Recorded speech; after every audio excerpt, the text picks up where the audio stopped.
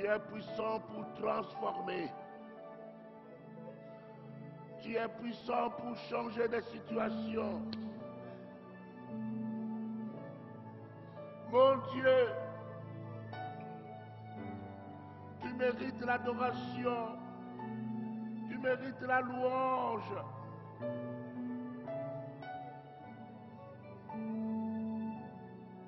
Merci pour ta présence ce matin.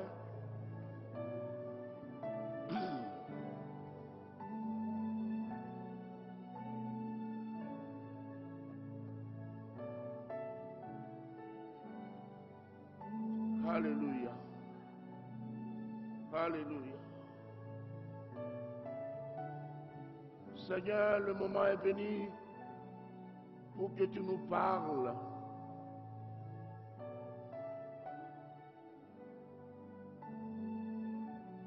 Tu nous as parlé par des cantiques. Parle-nous par la Bible. Jésus, c'est ta parole qui vivifie. C'est ta parole qui sauve.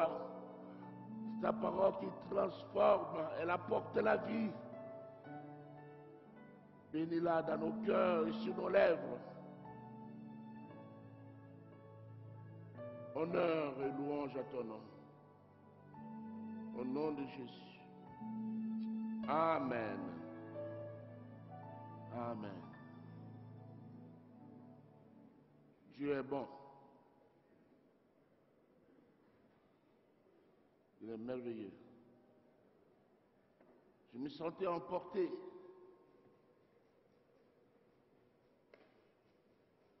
Une telle louange nous conduit dans les parvis de l'Éternel.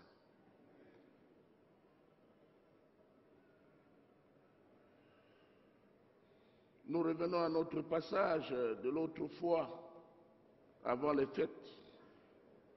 Proverbe 6 à 11. Continuons et nous allons boucler avec la fourmi. Vous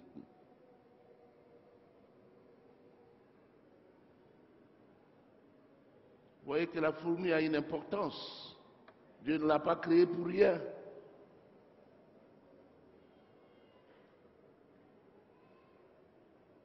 Quelque chose de minuscule, mais qui nous enseigne.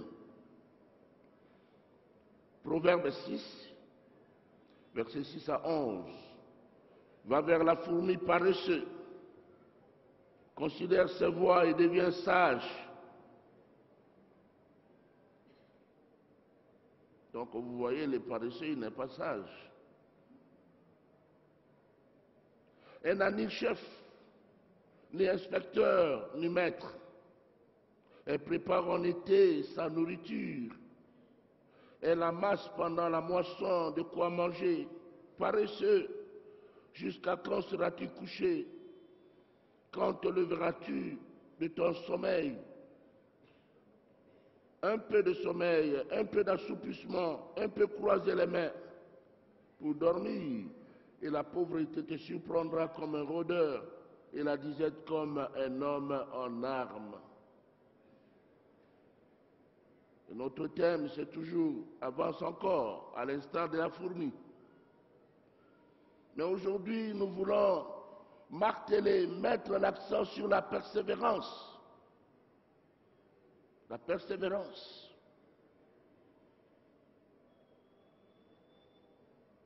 Elle prépare en été sa nourriture. Elle amasse pendant la moisson de quoi manger. L'été, c'est toute une période. L'été, ce n'est pas un jour. Ce n'est pas une heure. Et donc, si la fourmi prépare sa nourriture pendant l'été, donc elle le fait continuellement. Cela demande la persévérance. C'est chaque jour que la fourmi essaie d'emmagasiner quelque chose pour manger pendant l'hiver. Là, nous avons l'idée de la persévérance. Beaucoup ne persévèrent pas dans ce qu'ils font. Et ils ne persévèrent pas même dans la vie chrétienne. Ils ne persévèrent pas dans la foi. On est chaud aujourd'hui. Chaud, chaud, chaud, chaud. On chante, on loue. Mais demain, lorsque survient une situation, on devient glacé. Pas même froid, mais glacé. Où est la persévérance? Ce sont ceux qui persévèrent qui verront des résultats. Amen. Selon les dictionnaires, la persévérance, c'est le fait de persévérer. C'est demeurer ferme et résolu dans sa décision. Pour plusieurs personnes, lorsqu'il y a une situation contraire, on se remet en cause. On commence à réfléchir. Dans la foi, soit on avance, soit on recule. Il n'y a pas de statu quo. On ne fait pas de surplace.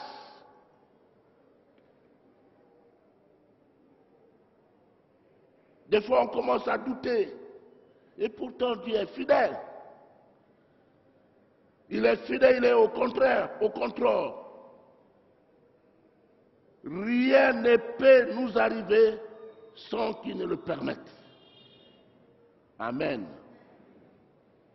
Dans 1 Corinthiens 10, verset 13, Paul dit, aucune tentation ne vous est survenue qui n'ait été humaine. Et Dieu qui est fidèle ne permettra pas que vous soyez tentés au-delà de vos forces. Mais avec la tentation, il préparera aussi les moyens d'en sortir afin que vous puissiez la supporter. Alléluia. Non, Dieu ne nous amène pas au bout. Il ne permet pas cela. Si tu passes par une situation, sache que les autres sont passés par là. Ils sont passés par là. Et là aussi, nous verrons les héros de la foi. Ils ont connu les mêmes épreuves que nous. Et permettez-moi de vous dire, les épreuves nous forment. Les épreuves nous aiguisent. Les épreuves forment même notre caractère. Les épreuves permettent que nous puissions nous enraciner.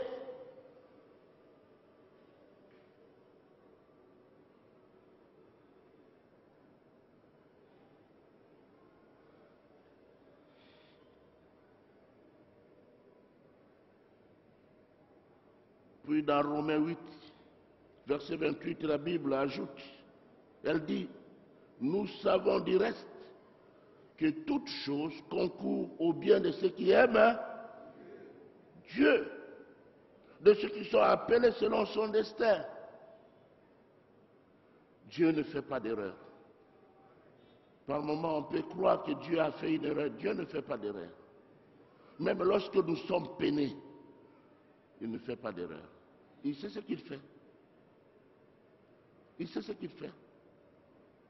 Même si on perd un être cher, écoutez-moi bien. Dieu sait. Il se dit, si j'avais laissé cette personne vivre, au-delà de ces temps-ci, il deviendrait mauvais. Il s'adonnerait à des mauvaises choses. C'est le temps pour moi de le reprendre, afin qu'il soit près de moi. Alléluia. Par moments, on se pose des questions. Ça, c'est dans la pire des situations. On pense toujours que Dieu, il y a des choses qui lui échappent. Non, non. Dieu contrôle tout. Amen. Il contrôle tout.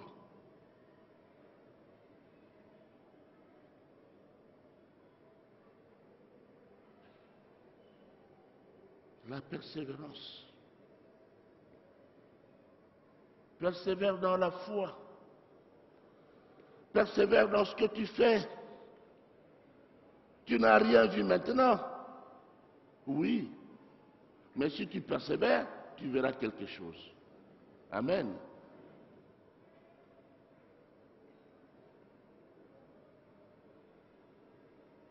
Voyez l'exemple d'Élisabeth et de son mari. Ils ont persévéré. Ils ont persévéré. Ils allaient au temple. On les regardait. Mais ces gens-là,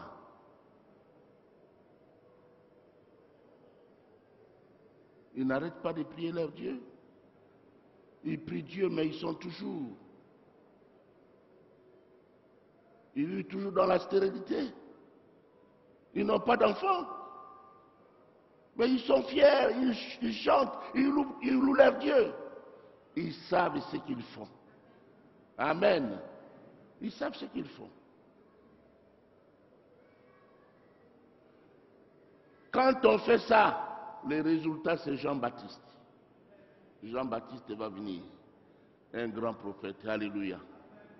C'est cela. Il faut persévérer dans la foi. La foi, ce n'est pas l'affaire d'un jour, de quelques mois. Je suis chrétien et puis après, non, je ne suis pas chrétien. Non, on persévère. Et parlant de la foi, plutôt de la persévérance, je vais souligner 2 points seulement. Le premier point, c'est connaître son objectif. Et le second point, je vais montrer les ennemis de la persévérance. Connaître son objectif. Si tu connais ton objectif dans la foi chrétienne, tu ne pourras pas arrêter ta course. Et rien ne pourra arrêter ta course. Rien. La persévérance exige d'être déterminé, d'être décidé. Et la décision est un élément important de la persévérance. C'est elle qui nous aide à nous maintenir pour atteindre la finalité. Que le monde nous enseigne. Le monde nous enseigne. Voyez ceux qui persévèrent. Les partis d'opposition. La persévérance. La persévérance. La persévérance. Et puis un jour, même si Atiti n'est plus là, mais il y a Fachi qui est là. C'est ça la persévérance. C'est simple. Il ne faut pas chercher des exemples ailleurs. Mitterrand en France, c'était pareil. Il échoue, il échoue, il échoue. Un jour, on le proclame président de la République. Alléluia. Si tu persévères dans ce que tu fais, dans la foi, un jour les gens vont s'étonner, Isaïe ou bien Isaïe était. Oui. Mais aujourd'hui, tu as un problème, tu t'arrêtes, tu t'apitoies. Tu dis non, c'est trop pour moi. Non. Persévère. Alléluia. Il faut avoir un objectif. Voyez les cas des Récabites. J'ai parlé de ça ici. Et même lors de notre séminaire sur le département, un petit enfant nous a parlé ici. Sur les fils de Jonadab. Ils persévéraient. Notre Père a dit. Leur objectif c'était quoi? D'obéir à la parole de leur Père. Notre Père a dit. Ils avaient des désirs. Ils voulaient avoir de belles maisons, des maisons modernes. Mais ils pensaient, notre Père a dit, vous habiterez sous les tentes. Ils avaient envie, donc, comme tous les autres, comme tout le monde. Mais ils pensaient toujours à la parole de leur Père. Il y a un objectif pour persévérer.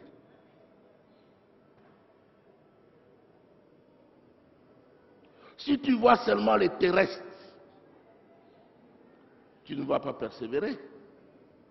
Mais si tu vois les buts finaux, la gloire à venir, tu vois Jésus, tu vois les noces de l'agneau, tu vas persévérer. Tu vas persévérer.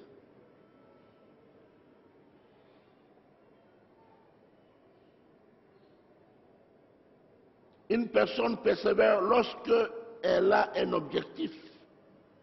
C'est pourquoi les obstacles ne l'arrêtent pas. Que les obstacles ne t'arrêtent pas, persévère.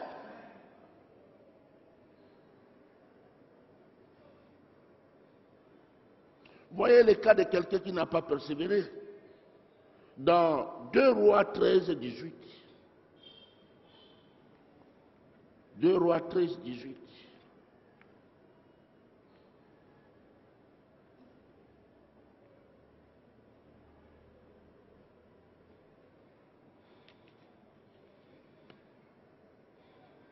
Commençons par verset 17. Et il dit, ouvre la fenêtre à l'Orient. Et il ouvrit. Élisée dit, tire. Et il tira.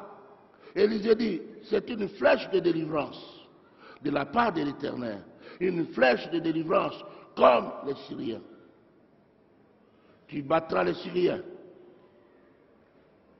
à Afek jusqu'à leur extermination. Élisée dit encore, prends les flèches. Et il les prit. Élisée dit au roi d'Israël, frappe contre terre. Et il frappa 3 fois et s'arrêta. L'homme de Dieu s'irrita contre lui et dit, il fallait frapper 5 ou 6 fois. Alors, tu aurais battu les Syriens jusqu'à leur extermination. Maintenant, tu les battras 3 fois. Vous voyez, le roi d'Israël a tiré 3 fois. Il n'avait pas d'objectif. Il ne savait pas pourquoi il tirait. Il tire seulement 3 fois. C'est vrai qu'il allait les battre. Mais pour Élisée, il voulait que ces gens soient battus à plate couture, complètement battus. Mais il ne comprenait pas l'objectif. Seulement 3 fois, et il s'arrête là. Mais voyez quelques cas de gens qui connaissent leur objectif. Nous avons le cas du juge unique dans Luc 18, 1 à 8. Là, il s'agit de la veuve qui voulait obtenir justice de la part de ce juge unique. Il ne l'a pas laissé tranquille. Son objectif, c'était obtenir justice. Et finalement, le juge lui a fait justice. Elle avait un objectif.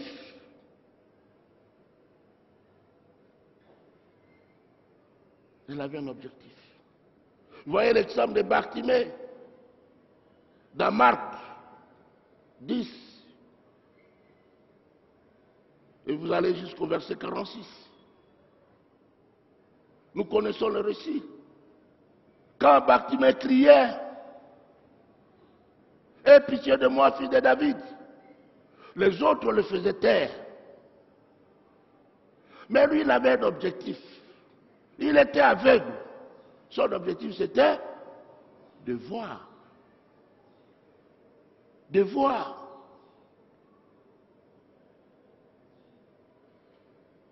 Voyez aussi la femme à la perte de sang. Marc 5, 25. Quand cette femme est venue pour toucher Jésus, au bord de son vêtement, elle visait quoi? Elle visait quoi? La guérison. Elle avait besoin d'être guérie. La guérison. L'objectif nous donne la détermination. L'objectif nous donne la persévérance.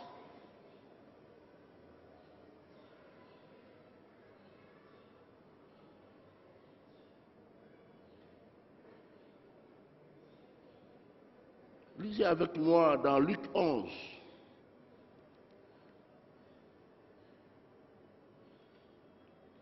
Luc 11, verset 5 à 8.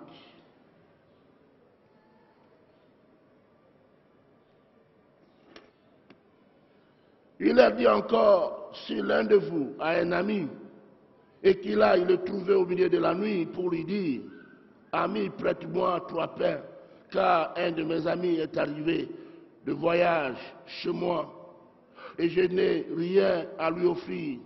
Et si de l'intérieur de sa maison, cet ami lui répond, ne m'importune pas, la porte est déjà fermée, mes enfants et moi sommes au lit, je ne puis me lever pour te donner des pains. Je vous l'ai dit, même s'il ne se levait pas pour les lui donner, parce que c'est son ami, il se leverait à cause de son importunité et lui donnerait tout ce dont il a besoin.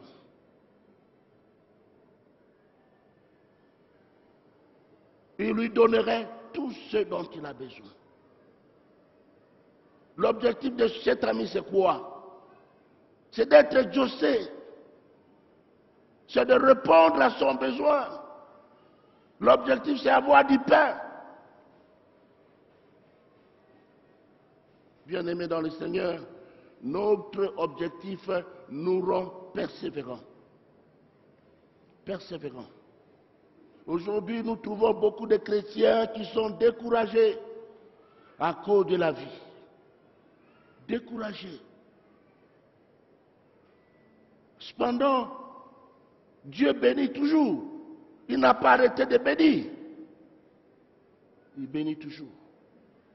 Sa corbeille est toujours pleine. Et ton tour arrive. Alléluia. Si tu vois l'autre bénir, réjouis-toi.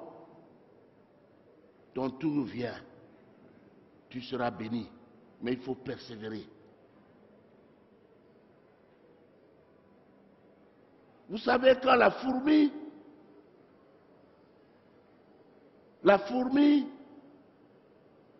essaie d'amasser sa nourriture et qu'elle marche, elle peut trouver des obstacles. Mais aucun obstacle ne peut l'arrêter. Elle va contourner l'obstacle pour poursuivre son objectif.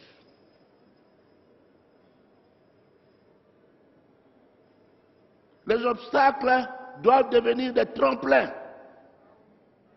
Amen. Des tremplins. Je disais une fois ici que les obstacles, ce sont des ponts de Dieu qui nous permettent d'aller de l'autre côté.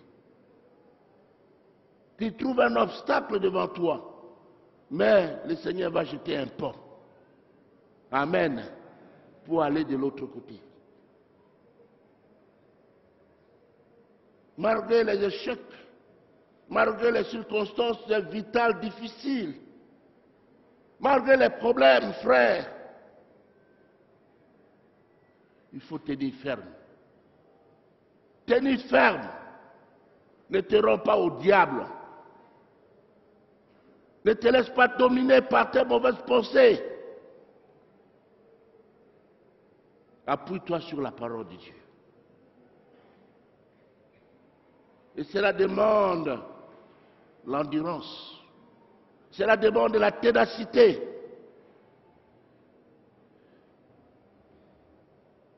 Dans Apocalypse 2, verset 10, le Seigneur dit, ne crains pas ce que tu vas souffrir. Voici le diable jettera quelques-uns de vous en prison, afin que vous soyez éprouvés. Et vous aurez une tribulation de 10 jours. Sois fidèle jusqu'à la mort, et je te donnerai la couronne de vie. Amen. fidèle jusqu'à la mort. Et je te donnerai la couronne des vies. Des vies. Les gens qui persévèrent, ce sont les gens qui vont jusqu'au bout. Au bout. J'ai parlé des PES, mais que dire de Laurent Désiré Kabila? Il a persévéré. Il a persévéré.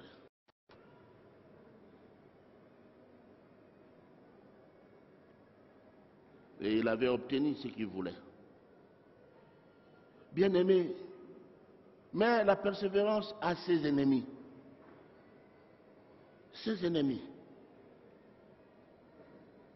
Le premier ennemi, c'est la négligence. Quelqu'un de négligent n'accorde pas de l'importance aux situations qui exigent de la persévérance. Il trouve que c'est trop lui demander.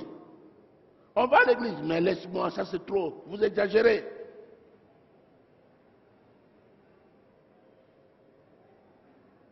Vous exagérez.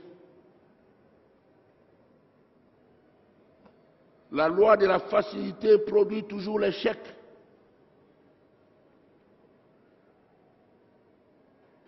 Ça produit toujours l'échec. Et ça, on aime ça ici chez nous.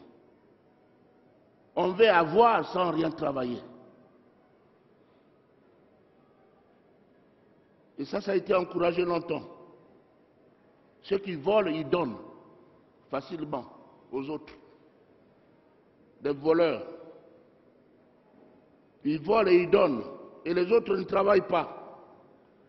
Dans Proverbe 10, verset 4, le sage dit, celui qui agit d'une main lâche s'appauvrit, mais la main des diligents enrichit.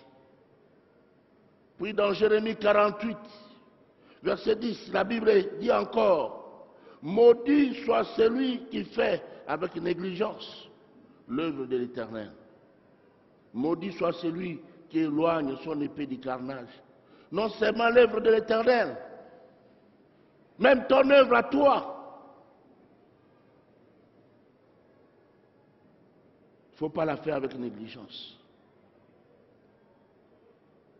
La négligence, c'est l'ennemi de la persévérance. Le deuxième ennemi, c'est la paresse. La paresse. Le verset 10 nous dit, un peu de sommeil, un peu d'assoupissement, un peu croiser les mains pour dormir, la pauvreté te surprendra comme un rôdeur et la disette comme un homme en armes. Le même verset nous le trouvons dans Proverbe 24, verset 33-34. Et puis dans Proverbe 26, verset 13, le sage dit encore, le paresseux dit, il y a un lion sur le chemin. Il n'a pas vu le lion, mais il dit, il y a un lion sur le chemin. Il y a un lion dans les rues. La porte tourne sur ce gros et le paresseux sur son lit. Le paresseux plonge sa main dans le plat et il trouve pénible de la ramener à sa bouche parce qu'il n'y a rien dans le plat. Le paresseux se croit plus sage que cet homme qui répond avec bon sens. Paresse. Paresse. Les étudiants, même pour lire un livre, c'est un problème. On donne les devoirs. Mais on ne fait pas les devoirs. Ce qu'on veut, c'est les notes. C'est les notes. On veut avoir excellent. On veut avoir une bonne moyenne, mais sans avoir étudié. On veut avoir un diplôme, mais sans connaissance. Paresseux. Paresseux. La paresse, c'est un ennemi de la persévérance. Celui qui est persévérant, il va continuer, il va continuer, il va continuer jusqu'à avoir son diplôme.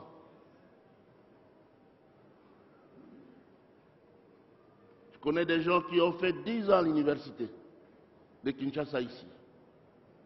La première année, on ferme une université. Ils se retrouvent à la maison. On ouvre, il repart. Il échoue, il continue.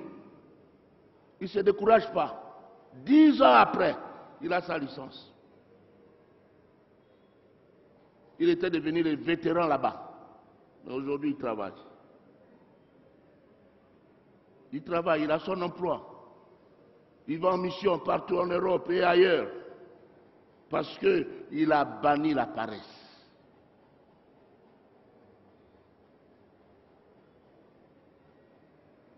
Un troisième ennemi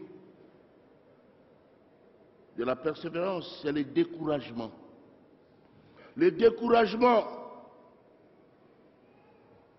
Le découragement. On se décourage si facilement. J'ai prié, j'ai prié, j'ai prié, je ne vois rien. C'est fini, je dois arrêter. Dieu c'est pour les autres, pas pour moi. Ça c'est pas vrai. Dieu est pour toi aussi. Persévère. J'ai aimé l'exemple que Papa Tchouadi avait donné hier, quand on était à la réunion des couples. Les casseurs de moellons, des pierres, mais ce n'est pas du coup que la pierre est cassée. Il faut plusieurs coups avant de voir même la fente. Et quand on voit la fente, après d'autres coups, la pierre est cassée. Il faut persévérer. Persévérer. Persévérer dans la vie chrétienne. Persévérer dans ce que tu fais, dans ton travail. Il y avait un homme qui était désigné PDG à l'époque. Et il disait ceci. Il disait que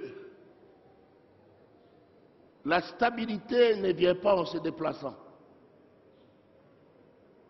Il avait gravi tous les échelons de là où il travaillait. Il était un petit monsieur. Et puis il a monté l'échelon jusqu'à devenir patron de cette entreprise. Il avait persévéré. Il avait persévéré.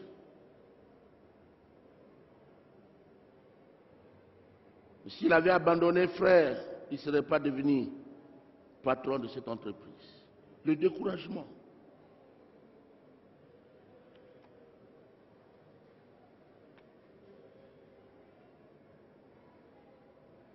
Dans Acte 27, nous voyons Paul en train de naviguer avec les autres prisonniers. Et là, la tempête va s'élever. Et Paul va calmer les gens. Les gens étaient découragés. Paul dit, oh, je vois que la navigation ne se fera pas sans péril et sans beaucoup de dommages. Non seulement pour la cargaison et pour les navires, mais encore pour nos personnes. Mais il dit, le Dieu, l'ange du Dieu que je sers, m'est apparu cette nuit. Il les a calmés. Il a calmé. La persévérance. Comme je l'ai dit, c'est par des épreuves que Dieu nous fait grandir. Par des épreuves, nous expérimentons Dieu et lui nous a fermis. Et le dernier ennemi de la persévérance, bien aimé, c'est le doute. Le doute. Le doute arrête facilement notre marche chrétienne. Par moments, on se pose la question, est-ce que c'est Dieu? Est-ce que c'est moi-même? Non. Si tu t'es engagé, continue. Tu as prié, continue. Ne te pose plus de questions. Le doute. Dans Galates 5, versets 7 à 8, Paul dit, vous couriez bien. Qui vous a arrêté pour vous empêcher d'obéir à la vérité? Cette influence ne vient pas de celui qui vous appelle. Les Galates avaient reçu l'évangile, mais à un certain moment, ils ont reçu les judaïsants, des gens qui sont venus avec un autre évangile contraire à l'évangile de Paul. Ils commençaient à douter, à douter. Et c'est comme ça que Paul dit, vous couriez bien. Qui vous a arrêté pour vous empêcher d'obéir à la vérité? Le doute ne nous permet pas de persévérer. Le doute arrête nos ambitions. Le doute nous apporte le découragement. Le doute, c'est un ennemi de la persévérance. Puis dans Jacques 1, 6 à 8, la Bible ajoute ceci. En parlant de ceux qui demandent, il dit qu'il la demande avec foi, sans douter, car celui qui doute est semblable au flot de la mer, agité par le vent et poussé de côté et d'autre. Qu'un tel homme ne s'imagine pas qu'il recevra quelque chose du Seigneur. C'est un homme irrésolu, inconstant dans toutes ses voies. Voilà, le doute ne nous permet pas de prendre les choses du ciel. C'est la foi, la persévérance qui nous amène au ciel. Alléluia. Pour prendre les choses cachées, les choses invisibles. Mais le doute met un obstacle. Bien-aimés dans le Seigneur, parlant de la persévérance, nous avons dit qu'il faut connaître son objectif. L'objectif qu'on poursuit. Quel est l'objectif que vous poursuivez en venant ici? Avoir une voiture, avoir un mari, voyager, avoir des biens. Cet objectif est terrestre. Quand vous venez ici, il faut avoir l'objectif céleste. Je me prépare. Je me prépare. Je sais quel jour le Seigneur viendra. Et si le Seigneur ne vient pas, peut-être la mort peut frapper. Je vais ce jour-là être reçu par mon Seigneur, mon roi que je servis. Le décor est déjà planté pour le retour de Jésus. Même les Égyptiens ont découvert, et même leurs archéologues ont découvert dans la mer Rouge, à 1 kilomètre de profondeur, ils ont découvert des crânes humains. Ils ont découvert des morceaux de chars de combat. Ils ont découvert des armes. Ça, ce n'était pas des archéologues chrétiens. Dieu fait ça pour confondre le monde. Ce que Jésus dit s'accomplit. Ce que Dieu dit s'accomplit. La Bible dit la vérité. Quelqu'un a dit, mais pasteur, vous n'avez pas de problème? Je dis, quel problème? Vous ne trouvez pas que la Bible est dépassée aujourd'hui par rapport à la science? Je dis, pas du tout. La Bible complète la science. Alléluia. Les deux vont ensemble. Quand on découvre la chose, c'était déjà écrit dans la Bible.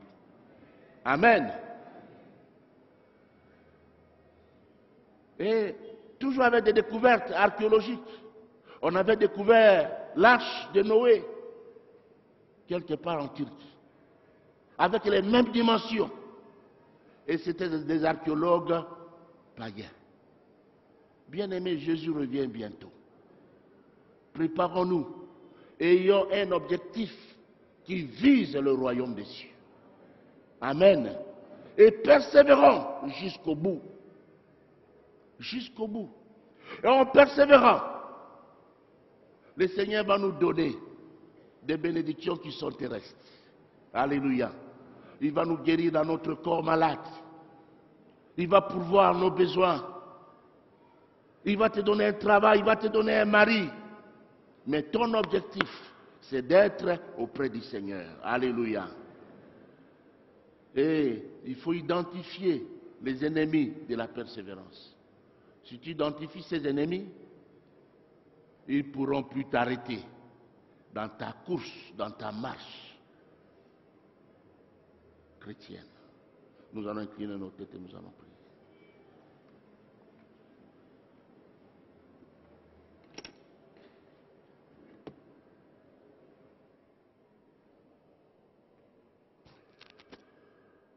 Alléluia.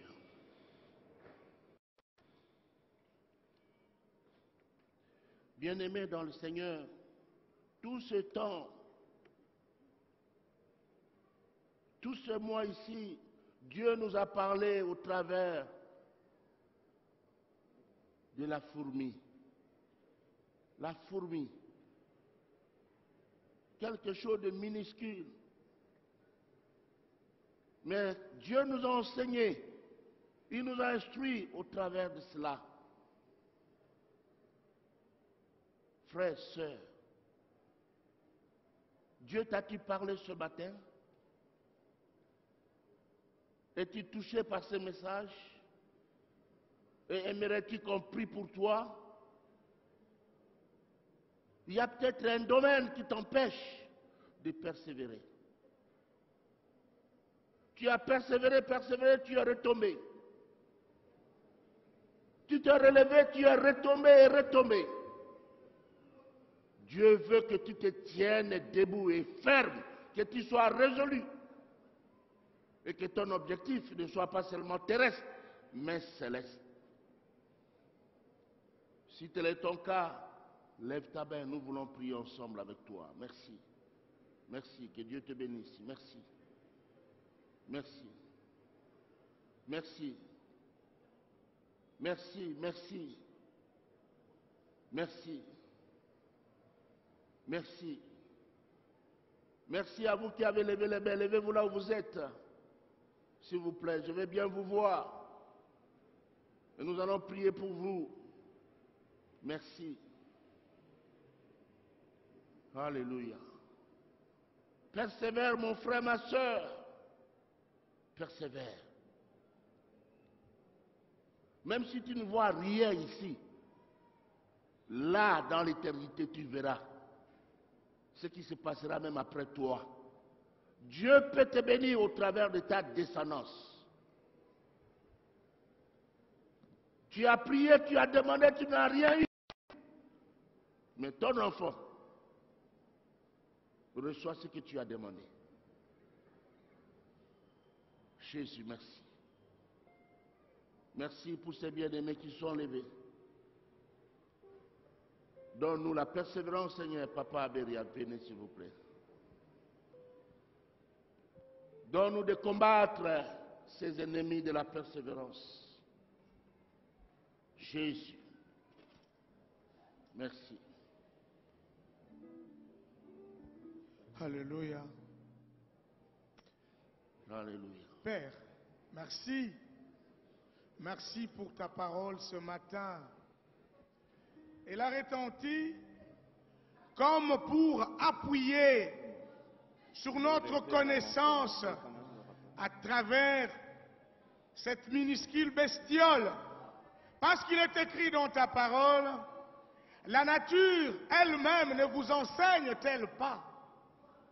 Oui, Seigneur, tu nous as bien enseigné au travers la fourmi. Et ce matin, tu touches la persévérance comme la cerise sur le gâteau. Parce que sans persévérance, Seigneur, nous ne pouvons pas atteindre la couronne de vie qui nous est réservée. C'est la couronne, Seigneur, qui nous est réservée, qui reste notre objectif principal. Merci pour ta parole. Et tu vois ce frère saint, tu nous vois tous, Seigneur, tels que nous sommes, dans ta présence. Seigneur, aiguise notre foi, aiguise notre entendement, aiguise notre conduite et notre marche, pour que nous ne soyons pas distraits par ce monde et par les choses de ce monde qui passent, les choses de ce monde qui font la guerre à l'âme. Merci, parce que mon frère et ma soeur reçoivent de toi la force du Saint-Esprit ce matin, afin de se ranger sur la persévérance avec toi. Pas la persévérance avec un homme, mais c'est avec toi, persévérer avec toi. Du reste, tu dis, vous aurez des tribulations dans ce monde. Vous les aurez. Oui. Mais prenez courage, car j'ai vaincu. Seigneur, ce matin, permets que nous puissions nous greffer à ta victoire concrètement. Nous voulons nous greffer à ta victoire concrètement, car de nous-mêmes, nous ne pouvons rien, Seigneur. Viens-nous en aide. Équipe-nous. Donne-nous des capacités spirituelles et surnaturelles, car la chair ne pourra pas nous faire atteindre l'objectif. Merci pour l'Esprit qui nous vient déjà en aide. Père, je te recommande ton serviteur. Je te bénis parce que tu l'as disposé pour bénir ton peuple, passablement durant plus d'un mois, autour de ces thèmes. Seigneur, que de vérités nous ont été communiquées. Permets au Père que sa santé soit revigorée et que son ministère aille de l'avant, parce que le peuple a été nourri, le peuple a été enseigné, et que l'arroseur, ô Seigneur, soit par toi arrosé ce matin. Merci, parce que c'est toi qui rends toutes choses possibles. Alléluia. Au nom de Jésus. Alléluia. Amen. Vous pouvez reprendre vos places. Nous allons suivre les rapports avec notre frère Jean-Luc. Shalom. C'est une bonne parole. Que Dieu bénisse son serviteur pour cette parole. Bon, nous n'avons pas beaucoup de temps. Nous allons rapidement passer au rapport principalement financier de notre projet BTBD. J'ai dit principalement financier parce que Miso et Zomona. Quand nous regardons nous-mêmes, quand nous levons la tête, quand nous tournons le regard de part et d'autre de là où nous sommes assis, nous pouvons voir ces œuvres de la foi qui sont manifestes. Amen. Et donc, pour réaliser cela, chacun de nous sait que nous avons besoin des matériaux, nous avons besoin de payer les différents prestataires. Et souvent, très souvent, ça passe par l'argent. Et que Dieu soit loué pour ces bien-aimés qui se sont inquiétés que depuis quelque temps, nous n'ayons pas fait rapport de la mobilisation et de la marche des travaux. Cela est un indicateur important du sérieux que nous avons mis dans l'engagement pour cette œuvre de Dieu. Amen. Voilà, pour ce qui est du rapport financier, depuis le début de l'année, voici comment se présente la situation. Le report des entrées de l'année 2018, c'était en entrée 3030 $ américains et 25. Et en janvier, nous avons mobilisé 3129 $ américains. Nous avons dépensé 565 $, ce qui nous laissait un solde de 2564 $ américains. Au mois de février 2019, nous avions reçu 2530 $ américains et nous avons dépensé 2377 et 65, ce qui nous laissait un solde de 153 $ américains en caisse. Au mois de mars 2019, nous avons connu un pic très intéressant parce qu'en termes de mobilisation, nous avons reçu la somme de 6113 $ américains et 85. Nous avons dépensé au cours de la même période la somme de $734,30, ce qui nous laissait un solde positif de $3 380 américains. Et en avril, du 1er au 25, avril c'est ce mois-ci, qui n'est pas encore totalement clôturé parce que nous attendons encore pour ceux qui n'ont pas encore apporté leur argent. Peut-être que vous l'avez fait pour aujourd'hui, que Dieu vous bénisse. Eh bien, la situation du 1er au 25 avril se présente de la manière ci-après. Entrée, $2 484 américains et 10 cents. Sortie, $1 167 et 80 cents. Ce qui nous laisse un solde de $1 316 américains. Et si nous faisons le total, donc la situation consolidée du solde de l'année 2018 jusqu'à cette période de 2019, avril donc, ça nous fait en termes d'entrée $1 287 américains et 70 cents et des sorties $6 845 américains. Nous avons donc un solde en caisse et banque de $10 442 et 70 cents. Il faut ajouter à cette situation une contribution exceptionnelle due aux hommes de cette église, le département des hommes, qui avait pris la décision de faire les travaux pour le vitrage, ainsi de suite. Donc tout ce que nous voyons de ce côté-ci n'est pas renseigné dans les chiffres qui vous sont présentés. C'est une contribution exceptionnelle du département des hommes qui avait pris la décision de le faire. Eh bien, nous prions le Seigneur de bénir tous ceux qui donnent de cette façon-là aussi. Qu'est-ce que ça veut dire? Ça veut dire que les travaux ne sont pas achevés. Nous pouvons nous en rendre compte. Nous n'allons pas faire comme ceux qui se relâchent pour se perdre. Et d'ailleurs, l'enseignement de ce dimanche, je suis sûr que le pasteur ne l'a pas fait exprès, mais le Saint-Esprit sait toujours ce qu'il dit. Donc la persévérance doit s'appliquer à tous les domaines de la vie, y compris en matière des engagements, des foi que nous avons pris pour la construction. Nous persévérons, comme on le dit de l'Église primitive, dans la prière et l'enseignement des apôtres, mais ce sont des enseignements qui sont destinés à être mis en application. Amen. Et donc, restons mobilisés, continuons dans la persévérance pour terminer cette œuvre pour la gloire de Dieu et pour notre confort. Que Dieu bénisse chacun d'entre nous. Pendant que Papa Kaboto se lève pour venir présenter nos offrandes à Dieu, nous prenons nos dîmes, nos offrandes, les actions de grâce, le don de libéralité et aussi la contribution BTBD. Nous tenons ça en main. Et est-ce que nous pouvons nous lever, s'il vous plaît? S'il vous plaît, levons-nous et faisons l'exercice de tenir tout cela entre nos mains. Et pendant que Papa Kaboto prie pour collecter toutes nos prières, nous-mêmes nous prions aussi pour dire à Dieu, voici mon offrande, donne-moi la persévérance d'achever cette œuvre. Prions.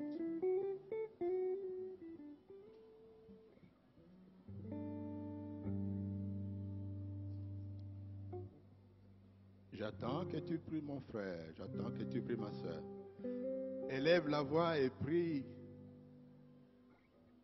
L'aspect là était suffisamment clair.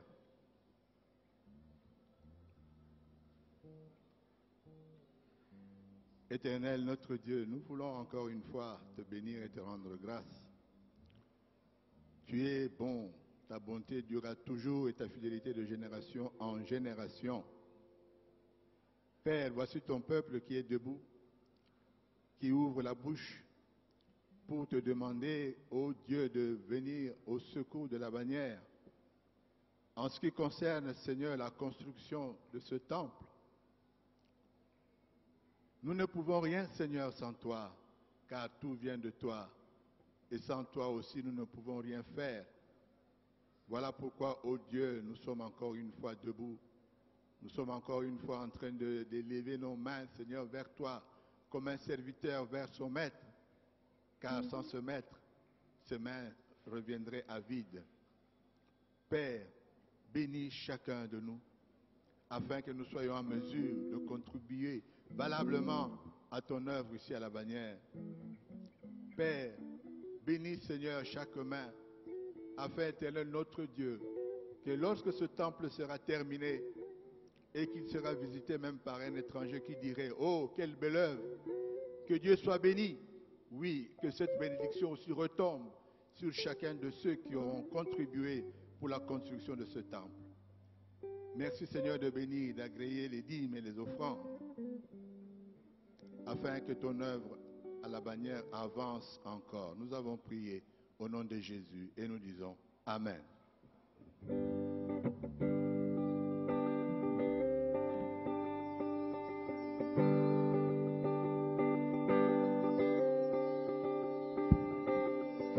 Alors que nous donnons nos offrandes, les frères de la chorale vont nous interpréter un chant qui dit « Persévère ». Si Dieu a mis un rêve dans ton cœur, écris-le, garde-le comme un trésor. Quoi qu'en dise, protège la vision avec passion. Oh oui, comme tu sais de tout ton être, que ce rêve ne vient pas de toi. Même si tu ne vois que le contraire, persévère. Oh oui, persévère. Persévère, persévère,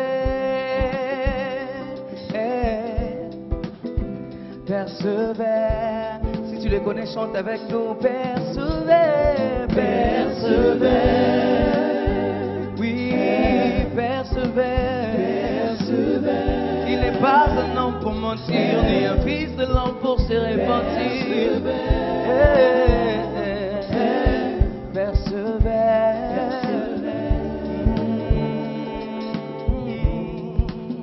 Si dans ton cœur est réel c'est tes promesses, quand vient le doute, lève-toi et confesse que Dieu est vrai et que sa parole demeure éternelle. Oh, oh, oh. Car ce qu'il promet, mon frère, ma soeur, n'est jamais vain. Toujours fidèle et sans chemin certain. Même si les choses semblent n'aboutir à rien, persévère. Oh, oh, oh, oh. Quand il dit, la chose arrive. Quand il l'ordonne, elle existe. Son regard est sur ce qui lui appartient. Oh, persévère, chante, oh, persévère, persévère quand tout semble noir. Persévère, persévère, persévère.